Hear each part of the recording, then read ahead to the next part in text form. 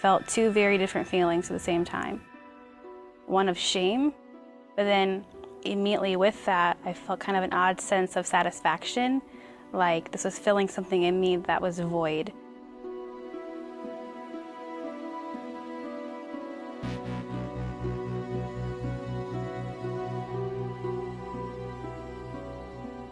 One day after school, I found in my brother's bathroom a pornographic magazine.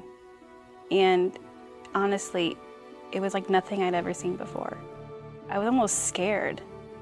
Like, am I to look at this? I was curious and opened the magazine up, and in that one particular moment, I was kind of thrusted into sex ed in a way that no child should ever be introduced. And it began at only the age of 10. But I knew I needed to find more of this. I began to look around my house a little bit, like, is there anything here that could give me that same kind of high, that same kind of charge that that magazine did? I knew my dad had movies that he said that I couldn't watch. And so after school one day, I began to raid his movie cabinet and would fast forward through those movies to any sex scene, adult scene that I could find. But that wasn't enough either. At about age 13, my school had internet, and so I would stay after school. I would look up naked people or sex or whatever words I actually knew what the terms were for. And soon after that, cyber sex led to phone sex.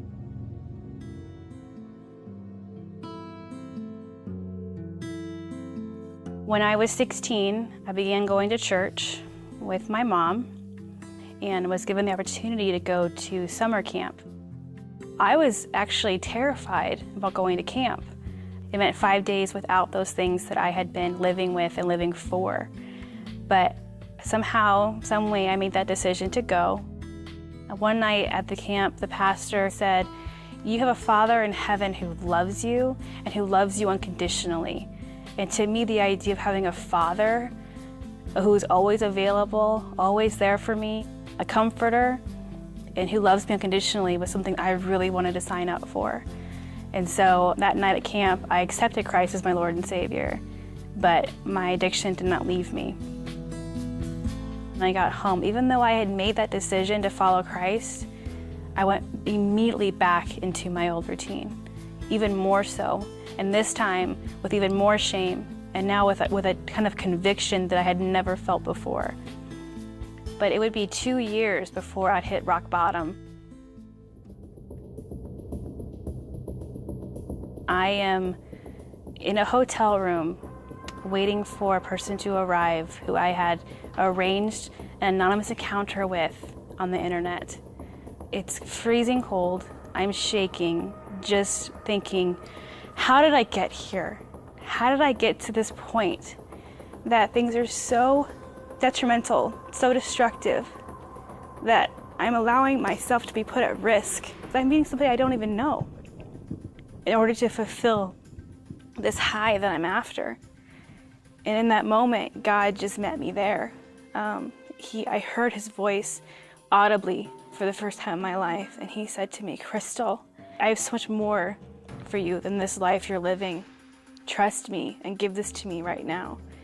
And in that same moment, there's somebody at the door knocking, and I know who it is, and I know that I have a choice to make in that moment to either trust God and allow him to take this from me, or open the door and I give myself away.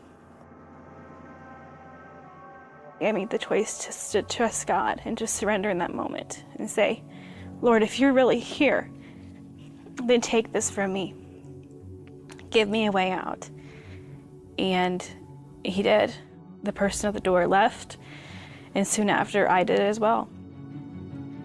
I still didn't know how to come clean. I didn't know how to break free from this by myself. And so I just prayed, "God, please bring somebody into my life who I can tell this to, or who will tell me something like this." Because at that time I felt like I was the only one in the world, the only female in the world that could possibly be struggling with pornography.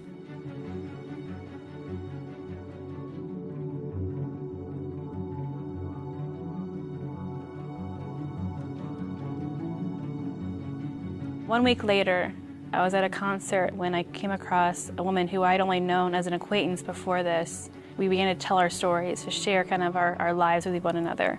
She said to me, you know, Crystal, I used to have a problem with pornography, and I was able to find freedom from that. I found victory in that.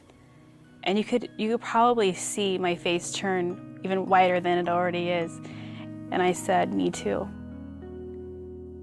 And from that moment on, I was engaged in an accountable relationship with her, but not only with her, but with God, fully surrendering not just the behaviors I was involved in, but the longings of my heart to Him. And I'm now 7.5 years sober, and I'm thankful every day that God meets you in the darkest places, in the hardest places, and He does provide you a way out, and He does provide you with help and hope.